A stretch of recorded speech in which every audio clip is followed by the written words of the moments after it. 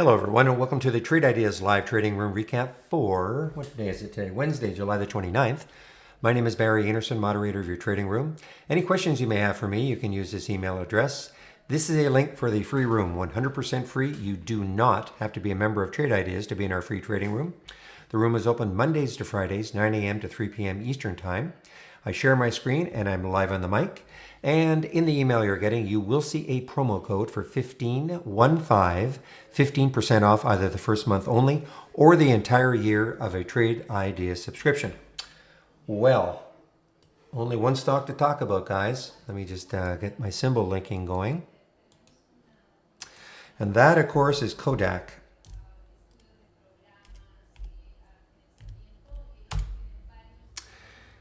So, now, let's take a look at a daily chart of KODK.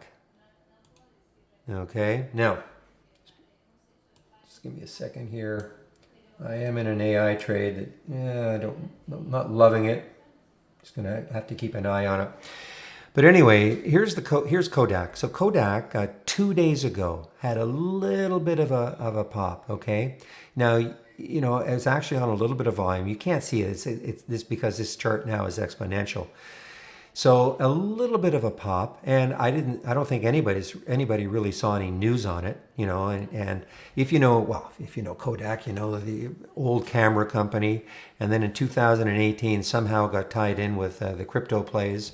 And so anyway, it had a little pop, didn't think anything of it. In fact, there is the 200-day moving average, 268 is the 200-day moving average. It got right into it. Then, of course, yesterday, now I have to bring in a 15-minute chart because you have to see what happened after hours. So then yesterday, it's announced pre-market that the government was going to put $750 million or something as a loan to KODK in order to help, chemicals, develop the vaccine, et cetera, et cetera. Now, I know a lot of us looked at that and go, well, what the heck is going on? And sure enough, it had the pop, and then it looked like it was just going to drift down, down, down, down, and that's it. After hours, though, because this is after hours, this mauve area, you can see that it actually got up to $12, $13. So when it closed, I think it closed around, say, $7.90, and then it got up to 13. And I thought, okay, well, that's interesting. So I think what happened is there was a press conference, and I think KODK was mentioned again. This is after hours, mentioned again as far as the injection of money and why they're doing it, etc.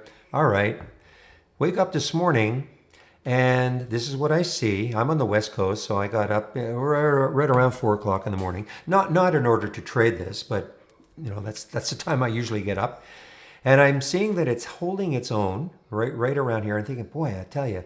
If enough traders start watching this, even in the pre-market and during the day, who knows what might happen?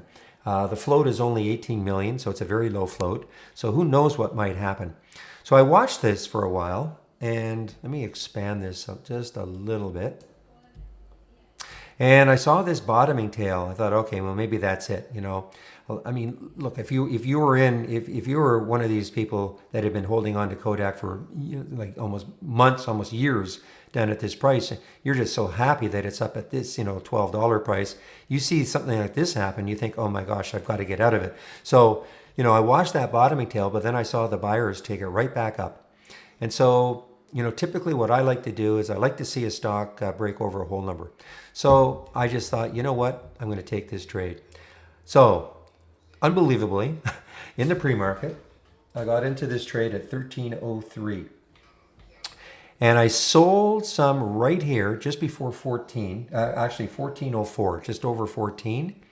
A lot of times I'll sell right before the whole number. I didn't even get a chance. It broke over. Because again, did I know it was going to go to $60? Of course not.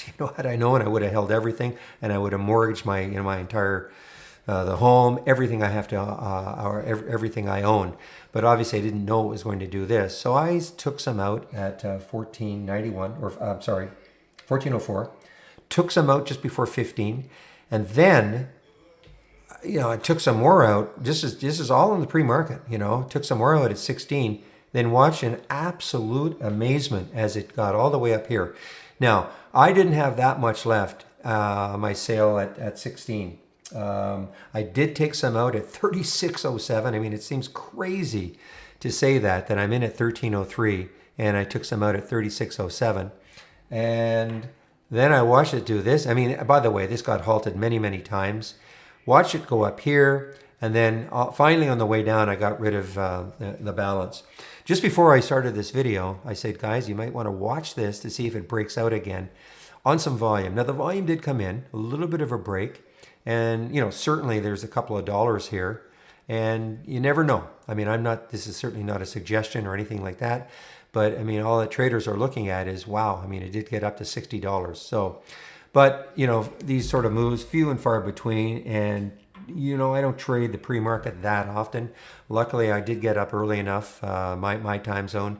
You know, I was up at, I think it was at 4:10. I turned on trade ideas, and that's when I saw all this. So anyway, you know, is there anything else I did? Yeah, but, you know, not really interesting to talk about. Kodak is one of those once in a lifetime moments. And there it is. No pun intended, if you get my drift, you people who know about Kodak. All right, everybody, I do want to get back into the room. So I'm going to bring back the capture program. And if you have any questions for me, you can use this email address. That is the link for the free room. It'll be open tomorrow at 9 o'clock Eastern. I hope to see you then. Bye-bye.